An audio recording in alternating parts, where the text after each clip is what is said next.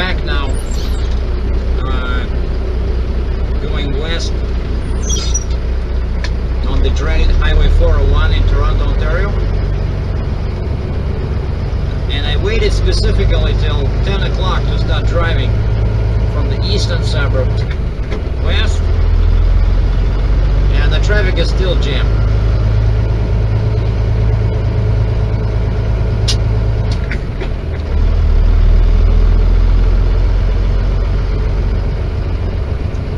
If you saw my previous video when I was passing the airport area in Mississauga a couple of days ago, there was a fire truck and one lane was blocked. Check this out, the same story. Seems like there's a fire truck all the time somewhere. And of course that's why you block one lane on a freeway and the traffic is going to be jammed. But now I'm westbound on 401 because I'm heading back towards the Peace Bridge at the US border, and I'll be heading after to Philadelphia, PA to pick up a load and bring it back. Couldn't find anything better. This one still pays pretty good on all miles, empty and loaded, so why not?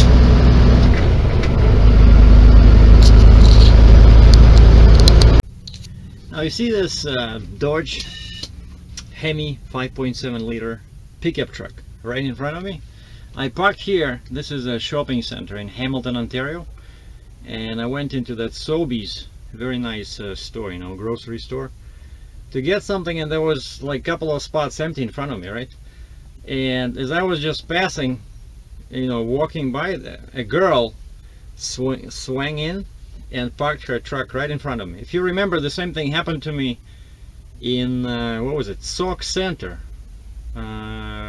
Wisconsin, or is it Minnesota? Minnesota, Sauk Center. It was also a girl, but she drove a Ford F-150 truck. So there's some kind of a tendency, you know, women that drive pickup trucks like to park in front of a big yellow rig.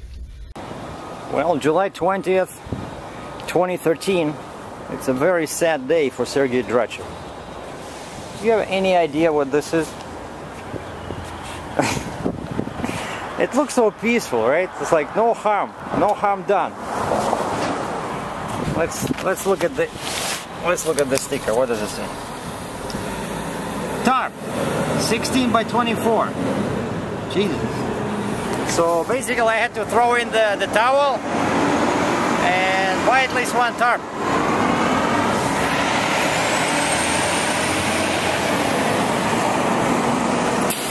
This is a place in Hamilton, Ontario, and they sell all kinds of supplies for flatbed drivers, and they also have a store in Detroit, Michigan.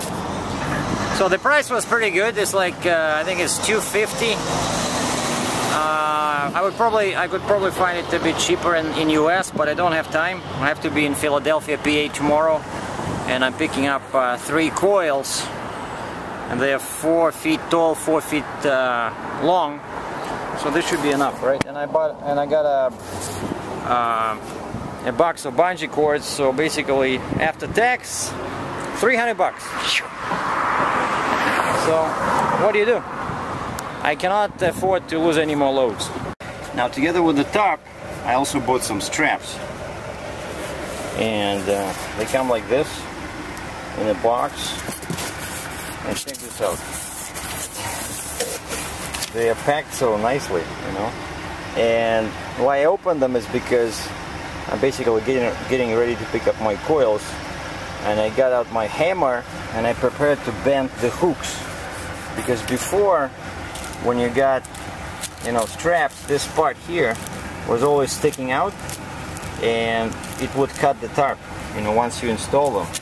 So like this part is okay, but this part, like on old hooks that I had, it used to be over here, like it was almost like this, the angle, you know, it wasn't bent this way.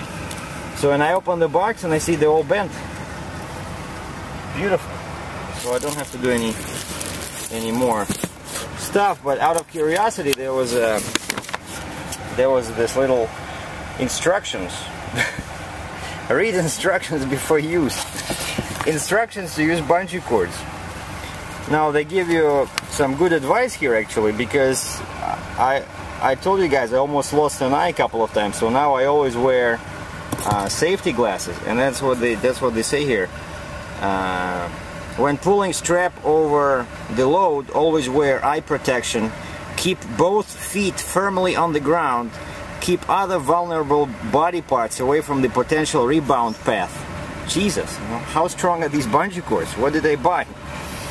And the last one made me laugh. It says, failure to strictly follow these instructions and warnings can cause serious injury and death. Death! That's what it says here, you know? So that's the life of a flatbedder. We basically walk on that edge between life and death all the time when we tarp, so stay safe. Well, the good news is that I found the marine terminal here in Philadelphia. And the bad news is that, of course, now it's lunch. It's 12:14, and the guy said, the dispatch said, you know, don't come early. He says you can come later than your appointment, and mine is 11 o'clock. Just don't come early. You can. So I left. I slept 2 hours away from here. And I just didn't want to, you know, go through the rush traffic, and so I made it. And actually, I had to ignore the GPS because, you know, this is you put in the address, and of course this is port, right? So they always, when you go to a port or airport or whatever, don't listen to the GPS. At least at the final stage, you know. Like, because it was sending me like I was supposed to turn left at the intersection, and I see the sign that says Marine Terminal, turn right, and the GPS wanted to send me, you know, on another circle. So of course I have to follow the signs, you know, because that's where the trucks are supposed to go. And then the same here. I go here, like on that road over there, like on the other side of those trees, and there's a stoplight, just, you know, flashing light, and it says port facilities, all right. And my GPS says, keep going for 1 kilometer, then turn around, you know. So that's always a good thing to remember, that the GPS does not know it knows the address, but it does not know the exact entrance where the trucks are supposed to go, right? So, and I guess that's a trucker. Check this out. This guy is using some downtime for a fitness session. Good for him, except that now it's 84 Fahrenheit, 29 Celsius. I don't think this is a good weather to be running, you know, unless you want to get a heart attack and collect some insurance. Forget it. So the coils are on my truck, and as you can see, each coil is secured with 3 chains, 3 binders, and it sits on 2 4x4 timbers. And each timber sits inside this coil bank, 1 on each side, and the coil bank sits on this. Basically, I bought a 4x4 piece of rubber and cut it in 6 pieces, and lots of chains. So 9 chains all in all. That's the weight in kilos, so it's about 12,000 pounds. So the total weight is 35,000 pounds. And I like securing chains like this, or when I don't have a binder like that and I have to adjust the tension, I use it like this. And the load is tarped, and of course it's been a while since I tarped, so I always struggle with the front and the rear. You know, the sides are okay, but the front, how to make it look nice. So now I don't know, I just tacked corners to the sides. Normally, of course, I bring the corners to the opposite side and then drag out the middle, but I try to do it something like that here. It didn't work, so it looks awful.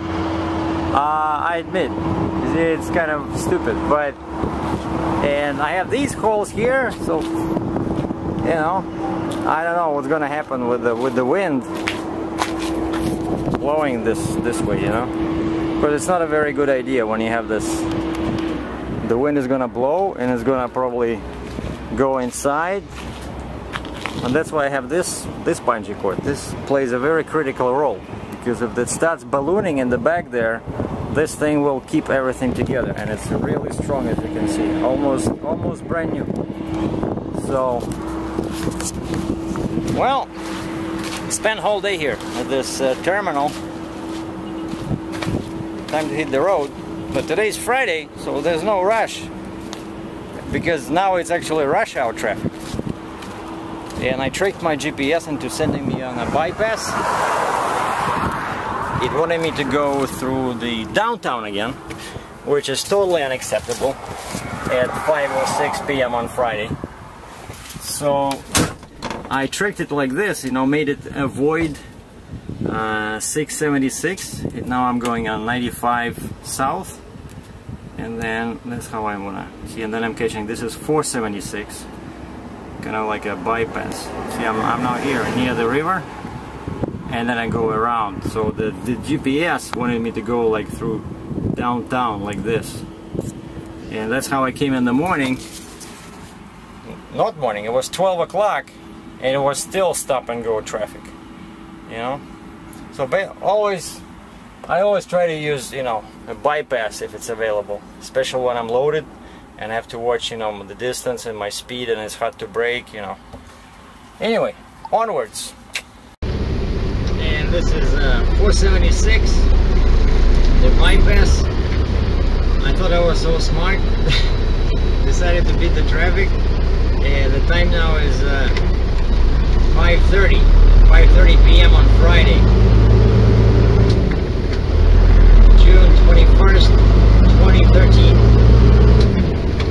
I took 95 south from the terminal, and then 476. And of course, at this time of the day, you know, I didn't expect anything different, but I thought 476 would be slightly better than 76.